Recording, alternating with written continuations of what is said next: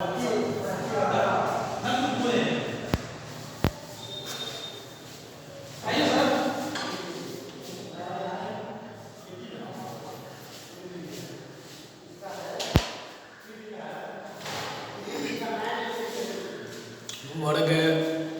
नवम के विद्यार्थियों को सुप्रभात, नमस्कार।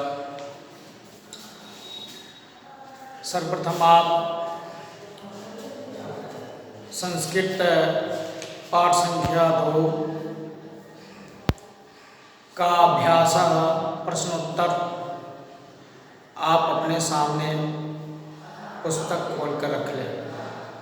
समझने में सुविधा होगी।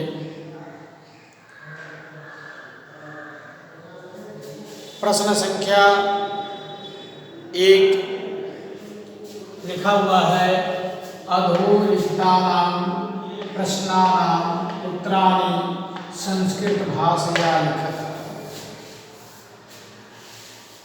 कहने का मतलब है कि नीचे लिखे गए प्रश्नों का उत्तर संस्कृत भाषा में लिखे। प्रश्न संख्या 1 के क पुस्तक से आप लोग देखेंगे।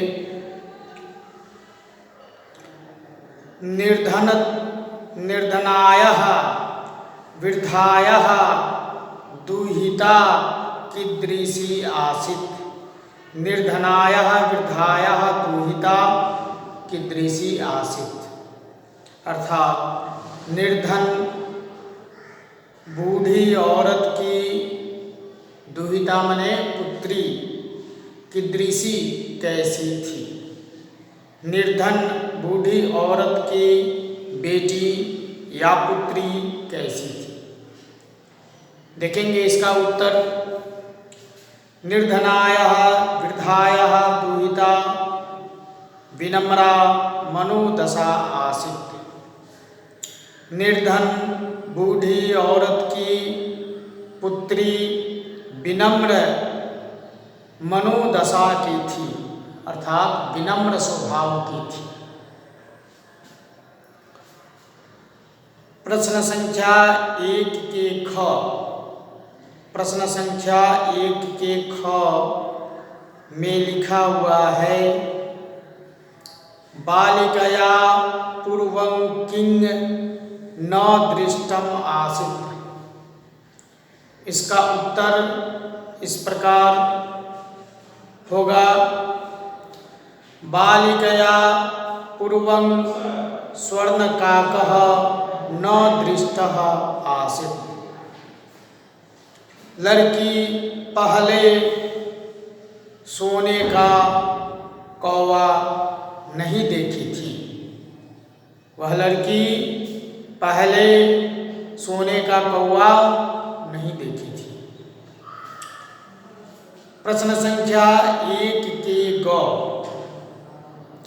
रुदन्ती बालिकां काकः कथम आश्वासयत्।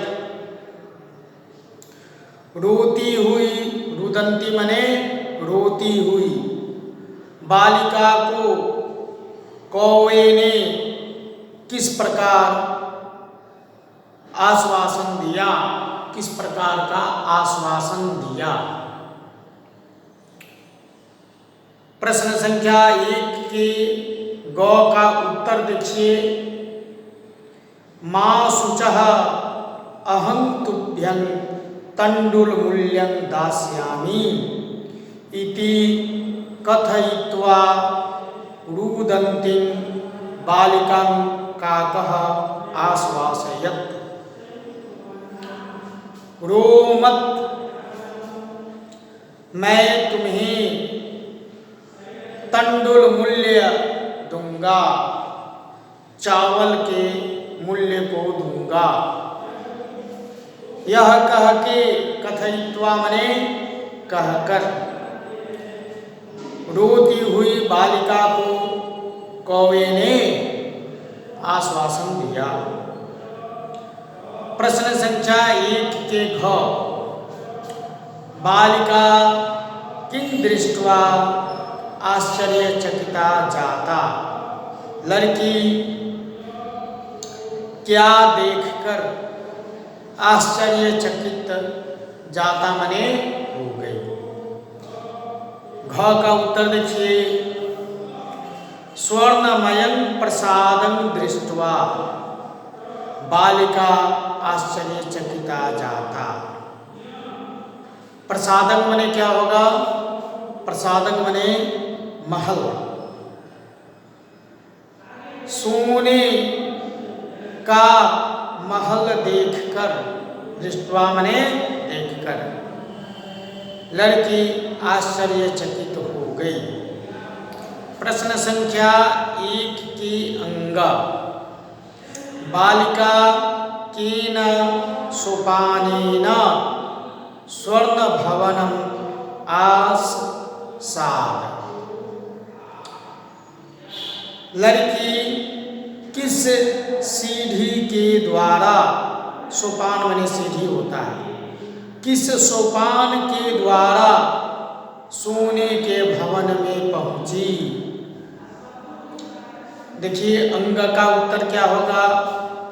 बालिका स्वर्ण सोपानेन स्वर्ण भवनम आसाद, अर्थात लड़की सोने की सीढ़ी के द्वारा सोने के भवन में, स्वर्ण भवन में पहुंची।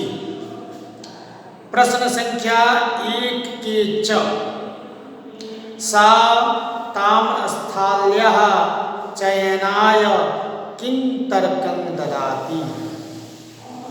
वह तांबे के थाली का चयन के लिए क्या तर्क दिया। च का उत्तर देखिए, अहं निर्धना ताम्र स्थाल्यामेव भोजनं करिष्यामि। तम ताम्रस्थालिं चयनाय सा इदं तर्कं ददाति। मैं गरीब हूँ, तांबे के थाली में ही भोजन करूंगी। तांबे के थाली के चयन के लिए उसने यह तर्क दिया। प्रश्न संख्या 1 के 6। गर्भिता बालिका कीदृशं सोपानम अचायत कीदृशं च प्राप्नोत। गर्भिता माने क्या होगा? गर्भिता का मतलब होता है घमंड से युक्त, अहंकार से युक्त। घमंड से युक्त वह लड़की किस प्रकार के, कीदृशं माने किस प्रकार के, सीढ़ी की मांग की। अचायत माने मांगना, लंग लकार भूत का अचायत मांग की। और किस प्रकार की सीढ़ी उसने प्राप्त किया। प्रश्न संख्या 1 के 6 का उत्तर देखिए, गर्भिता बालिका स्वर्णमयं सोपानम अचायत परं सा ताम्रमयं सोपानमेव प्राप्नोत। अहंकार से युक्त वह बालिका सोने की सीढ़ी की मांग की, परंग मने लेकिन उसने तांबे की सीढ़ी को ही प्राप्त किया। इस प्रकार प्रश्न संख्या 1 का क से लेकर 6 तक का उत्तर आप लोग समझ चुके। देखेंगे प्रश्न संख्या 2 का क आप लोग समझेंगे। प्रश्न संख्या 2 के क में लिखा हुआ है अधोलिखितानं शब्दानं विलोम पदं पाठात् चित्वा लिखत। नीचे लिखे गए शब्दों के विलोम पद पाठ से चुनकर लिखना है। पश्चात, पश्चात दू के क के पहला प्रश्न है पश्चात। पश्चात माने होता है बाद। पश्चात का विलोम पूर्वम होगा, पहले। दूसरा हसीतुम, हसीतुम का रोदीतुम, हसीतुम माने हंसने के लिए, रोदीतुम माने रोने के लिए। तीसरा अधः, अधः माने नीचे, अधः का विलोम ऊपरी, ऊपर। श्वेतः, श्वेतः माने उजला और श्वेतः का विलोम कृष्णः, काला।